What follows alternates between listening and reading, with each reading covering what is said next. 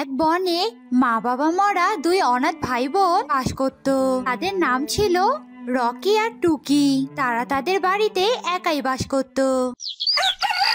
একদিন, দাদা, এই দাদা, আমার না খুব খিদা পেয়েছে রে, তুই আমাকে কিছু খাবার এনে দে না রে।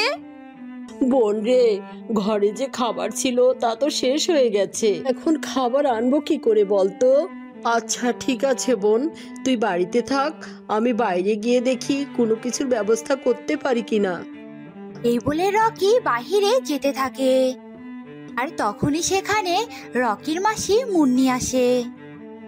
আরে মাসি, তুমি হঠাৎ এখানে? তো কেমন আছো মাসি? বসো না, বসো। না না, আমি বসতে আসিনি, আমি তো আমার বাড়িটা দখল নিতে এসেছি। তোরা দুই ভাই বোন এক্ষুনি এই বাড়ি থেকে বের হয়ে যা। কেন মাসি, আমরা আমাদের বাড়ি থেকে কেন বেরিয়ে যাব? তুমি বেরিয়ে যাও। কি? যত বড় মুখ নয় তত বড় কথা। শোন, তোর বাবা মা আমার কাছ থেকে অনেক টাকা ধার নিয়েছিল, আর তারা মরার আগে আমার টাকা শোধ করতে পারেনি। আর তাই তো টাকার বদলে এই বাড়ি আমি দখল নিতে এসেছি। এখন বেশি কথা না বলে বেরিয়ে যা, বেরিয়ে যা বলছে এই বাড়ি থেকে। এসব তুমি কি বলছো মাসি? দয়া করো মাসি, আমাদের একটু এই বাড়িতে থাকতে দাও। আমরা কোথায় যাব বলো তো? একটু দয়া করো মাসি। রকি অনেক অনুরোধ করার পরেও মুন্নি তাদেরকে বাড়ি থেকে বের করে দেয়। এরপর দুই ভাই বোন পথে পথে ঘুরতে থাকে আর হাঁটতে হাঁটতে অনেক দূরে গিয়ে কিছু কাঠ সংগ্রহ করে।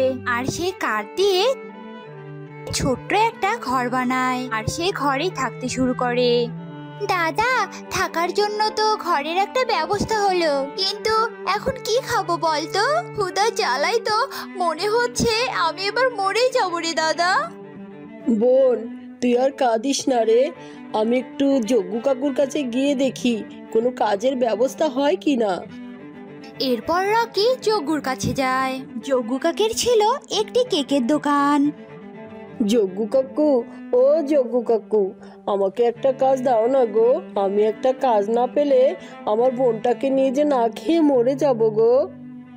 এই শোন, আমার কোনো কাজের লোক লাগবে না, যা তো এখন এখান থেকে, বিরক্ত করিস না। কাকু, দয়া করো কাকু, আমার কোনো মাইনে লাগবে না, আমাদের দুই ভাই বোনকে দুবেলা দুমুঠো খেতে দিলেই হবে।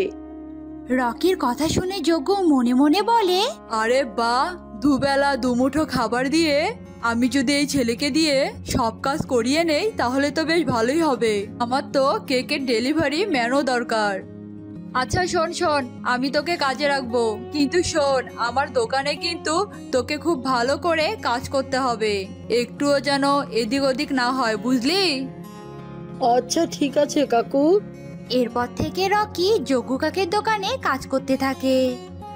শোন রকি, পাশের জঙ্গলে সুখী পায়রার মেয়ের জন্মদিন আছে আজ সন্ধ্যায়। তুই এই কেকটা এখনই ডেলিভারি করে দিয়ে আয়, যা। সাবধানে যাবি কিন্তু, কোনো ঝামেলা যেন না হয় আবার। আচ্ছা ঠিক আছে কাকু, আমি এক্ষুনি যাচ্ছি। এরপর রকি কেক নিয়ে বেরিয়ে পড়ে। পথে যেতে যেতে হঠাৎ রকির সাথে টুকির দেখা হয়। আরে বোন, তুই এখানে একা একা কি করছিস এখানে? দাদা, আমার বাড়িতে একা একা আর ভালো লাগছিল না, আর একটু ঘুরে ঘুরে দেখছি। তা তুই কোথায় যাচ্ছিস দাদা? ও মা, দাদা, তোর হাতে ওটা কি রে? তো সুন্দর একটা কেক। আর দাদা, আমাকে একটু কেক দে না রে, আমি তো কোনো দিনও কেক খাইনি, তাই না? আমাকে একটু দে না রে দাদা।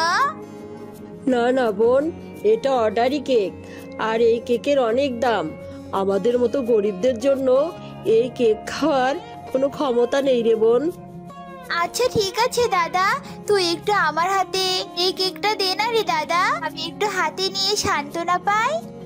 এরপর রকি টুকির হাতে কেকটা দেয়, আর টুকি খুব খুশিতে কেকটা হাতে নিয়ে নাড়াচাড়া করতে থাকে। আর হঠাৎ করে কেকটা টুকির হাত থেকে ধপাস করে পড়ে যায় আর পুরো কেকটা নষ্ট হয়ে যায়।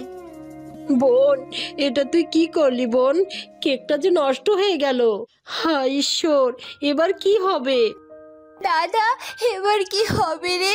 সব দোষ তো আমার। না রে বোন, এভাবে বলিস না।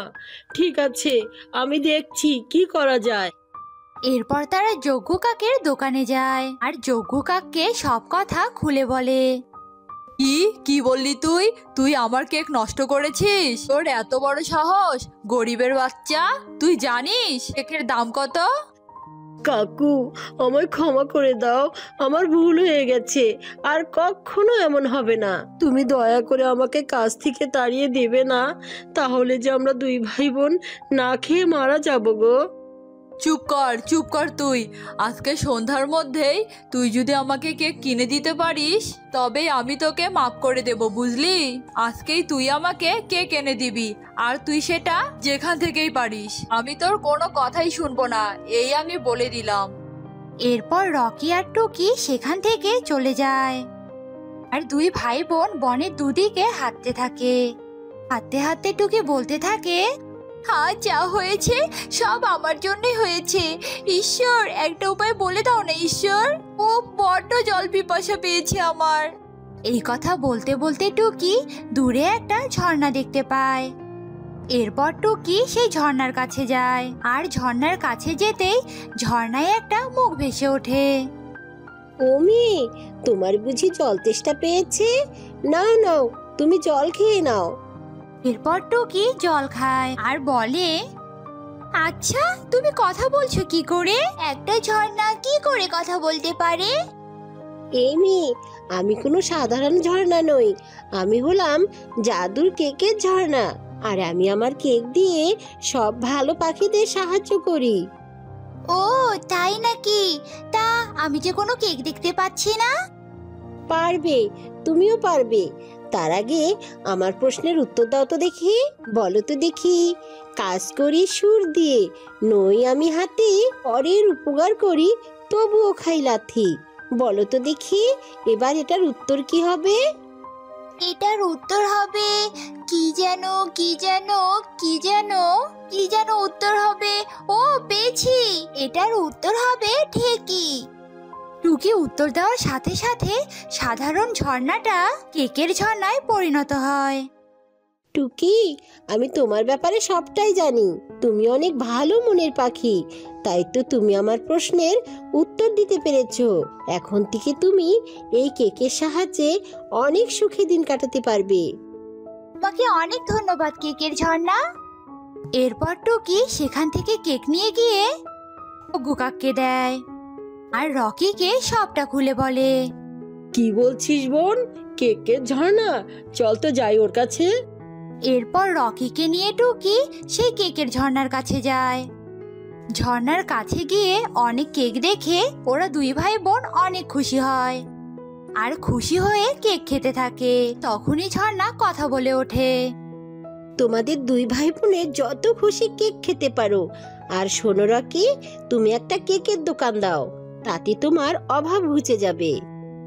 এরপর রকি একটা কেকের দোকান দেয় আর কেকের ঝর্ণা থেকে কেক নিয়ে গিয়ে বিক্রি করে আর সেই কেকের সাহায্যে অন্য পাখিদেরকেও সাহায্য করতে থাকে।